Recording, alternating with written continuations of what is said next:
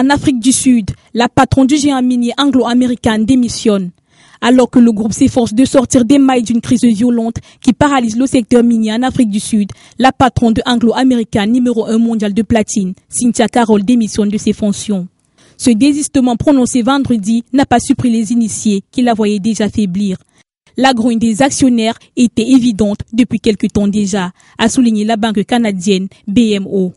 Pourtant, la semaine dernière encore, la directrice générale avait fait le déplacement en Afrique du Sud depuis Londres pour des entretiens importants et tenter de sortir le groupe de la vague de tension qui affecte encore la production de la platine.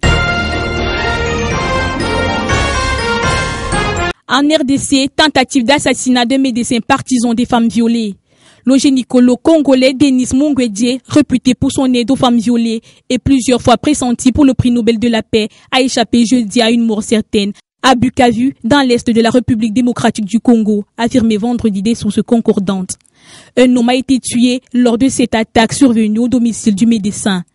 5 personnes armées et en civil sont rentrées chez lui. Quand ils l'ont traqué, un homme a surgi et a crié. Les assaillants se sont retournés vers lui et l'ont abattu, a déclaré le chargé de la communication de l'hôpital Penzi, fondé par le docteur Mukwege. Le docteur a échappé de justesse à l'assassinat, a ajouté ce dernier.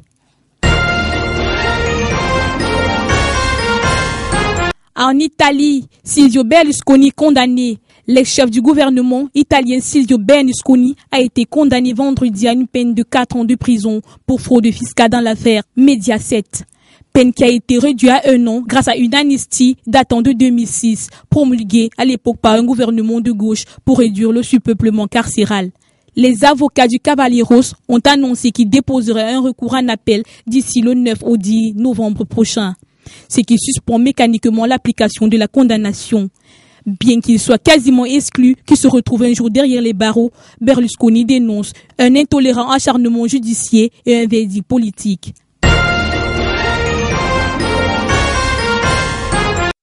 Aux États-Unis, l'ouragan Sandy continue son chemin. La côte très peuplée du nord-est des États-Unis s'apprête à accueillir Sandy ce week-end.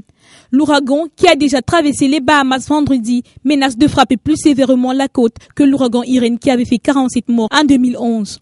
Surnommé Frankenstein en raison de la proximité de la fête d'Halloween qui aura lieu mercredi prochain, l'ouragan Sandy, rétrogradé par le Centre américain de surveillance des ouragans, le NHC, a été catégorisé 1 sur l'échelle de Saffir-Simpson, qui n'en compte que 5. A déjà fait 38 morts dans les Caraïbes, dont 1 en Jamaïque, 26 en Haïti et 11 au Cuba. Comparé à Irene, on attend un impact plus important, a prévenu un responsable du NHC basé à Miami, James Franklin.